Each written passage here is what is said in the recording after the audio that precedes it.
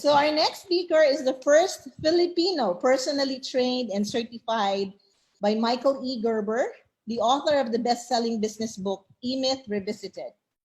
He co-created with his wife the high-impact entrepreneurial training program for kids and teenagers called BizKids. He trained and consulted with some of the leading local and international companies like M. Louis Incorporated, Procter & Gamble, Fairchild Semiconductors, Bell Corporation, and more. He is currently the country manager of the Academy for Creating Enterprise in the Philippines. He lives in Cebu with our 3 daughters. So ladies and gentlemen, let's welcome our country director, James Fantone. Mayong buntag. I'm excited. Pinoy Power. Thank you. Wonderful messages we've heard this morning. I would like to begin my short presentation with you with a statement coming from the great Nelson Mandela. Nelson Mandela once said, "It always seems impossible until it is done." There's a lot of wisdom in that powerful statement. It always seems impossible until it is done.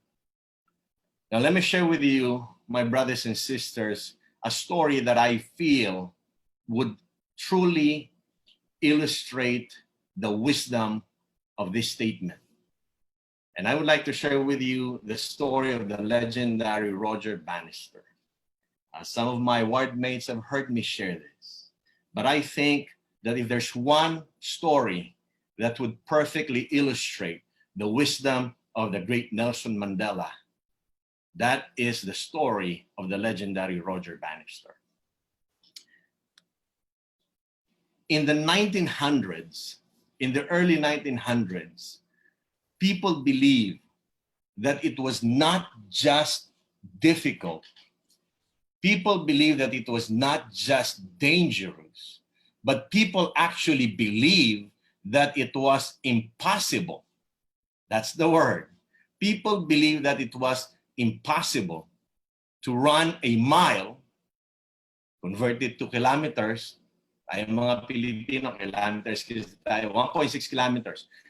People believed in the early 1900s that it was impossible to run a mile in less than 4 minutes. People believe that for many, many years. People believe that it was not just dangerous, it was not just difficult, but they actually believed that it was impossible to run a mile in less than 4 minutes. In fact, doctors in those days supports this idea, saying that if you even try to attempt to run a mile in less than 4 minutes, if you even try and attempt to run a mile in even a fraction of a second less than 4 minutes, doctors were saying that your heart will burst and you will collapse and die. People, including doctors and scientists, actually supports the idea. Doctors saying that your heart will burst, you will collapse and die if you even attempt to do so. But my brothers and sisters, Roger Bannister believed otherwise. Roger Bannister believed that it can be done. Roger Bannister believed that it is possible. With proper training and with proper strategy, it can be done. And so, Dr. Roger Bannister, the irony is, he himself was a doctor. He actually believes that with proper training and with proper strategy, it is possible to run a mile in less than 4 minutes. And so he started his training, my friends. He started his training. And one of his most important strategies is he would constantly envision himself. He would constantly picture himself running a mile and crossing the finish line below 4 minutes. And so, my friends, on May 6, 1954, in the sports track of Oxford University, Roger Bannister accomplished the impossible. Roger Bannister ran a mile in less than 4 minutes. Roger Bannister's record only stood for 46 days. In less than a month, my friends, on the 47th day, somebody broke his record. Oh boy. A limiting belief for many, many years limited people's behavior. But when the limiting belief changed, behaviors change. Think about it. Think about that, my friends. For many, many years, a limiting belief limited people's behavior. But when the limiting belief changed, behaviors change. Wow. Now, Nelson Mandela's right. It always seems impossible until it is done. So what's the connection, my friends? We are experiencing a different kind of crisis today. You and I know that. You and I feel that. You and I truly understand that right now. Some of us were probably still denying this new normal in the first weeks of March and April, but now we are all beginning to truly understand that this is happening. And many right now, and this crisis, brothers and sisters, is creating in the minds of people a different kind of crisis, a crisis called limiting belief. This crisis is creating in the minds of people an idea that it is impossible for us to survive, even thrive in this crisis right now. Now, brothers and sisters, you know as much as I know that in the physical world, a pandemic is happening. You and I know that in the physical world, a crisis is happening. But I believe that there is a more dangerous crisis happening right now. And that crisis is happening in the minds of people. That crisis that is happening in the minds of Filipinos right now. That crisis called limiting belief.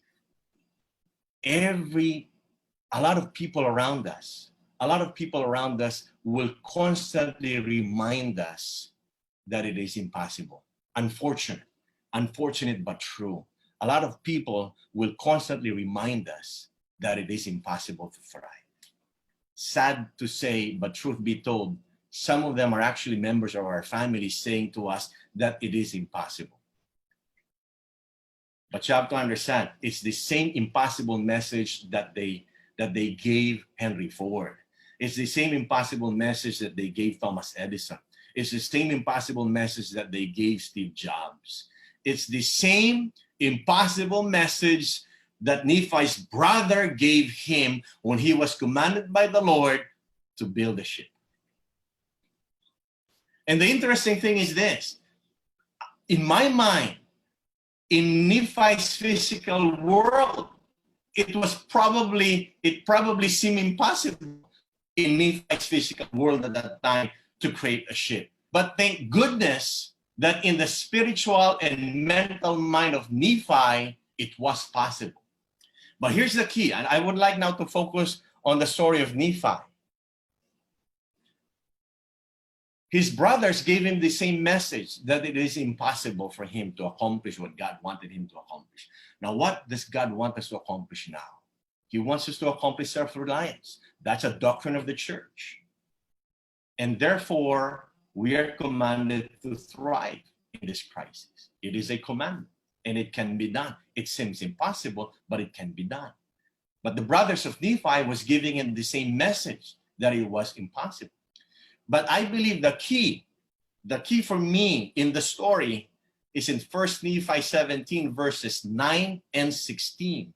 And that is when Nephi sought for tools. When Nephi sought for tools in order to bridge the gap between the seemingly impossible to the possible. So what bridged the gap for Nephi? And that's a very important key for me.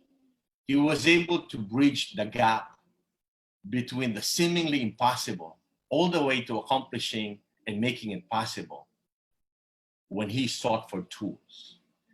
Remember, the very first thing he said to God when he was commanded to build a seemingly impossible task was he said, how do I get ores to molten so I can create the tools that I need? So brothers and sisters, I would like to share with you now, for the remaining minutes that I have, I would like to recommend 3 tools that I hope will help bridge the gap between the seemingly impossible to the possible. The seemingly impossible task to thrive in this crisis, to making it possible. Not just to survive, brothers and sisters, but to thrive. But to thrive.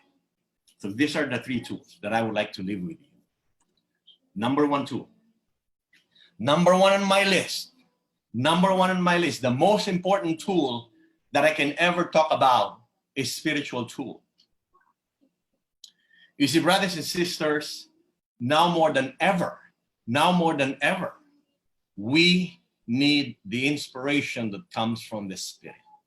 We need the inspiration, the insights, that flashes of ideas that comes from the Spirit, from a member of the Godhead, to help us go through, not just survive, but thrive in this crisis. More than ever, we need this spiritual tool called inspiration from the Spirit. And I am so happy and thrilled that my great friend Elder Pagaduan will expound on this later on, the spiritual tool. Now, tayo mga Pilipino, alam natin na yung ating mga Chinese counterparts.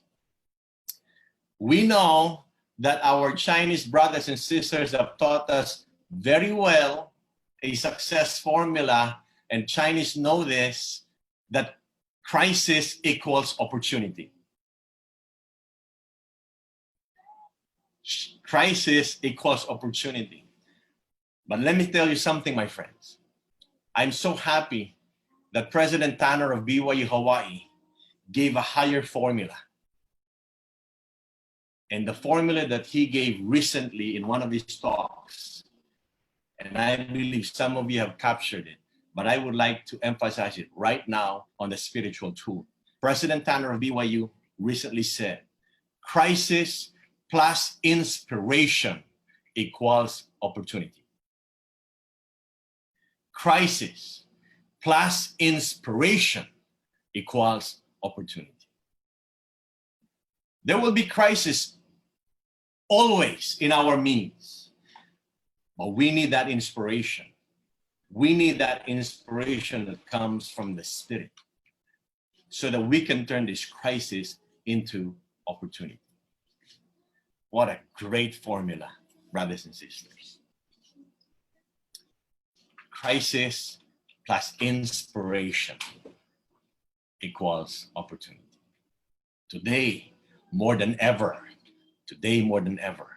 we need that inspiration from the Spirit on how we can move and not just survive, but thrive in this crisis. Number 1 tool, spiritual tool. Second tool, my friends, second tool, intellectual tool. Intellectual tool. Listen to me, my friends. We cannot get stuck with our current knowledge and skills. We cannot get stuck with our current knowledge and skills and expect to survive in a new world.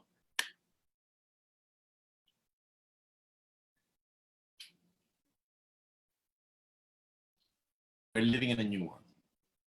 And we cannot expect our current knowledge and skills to help us survive in a different world. in a new world. Now, I believe all of us have finally figured out that we cannot reach our clients today through traditional sales and marketing. We have already figured that out.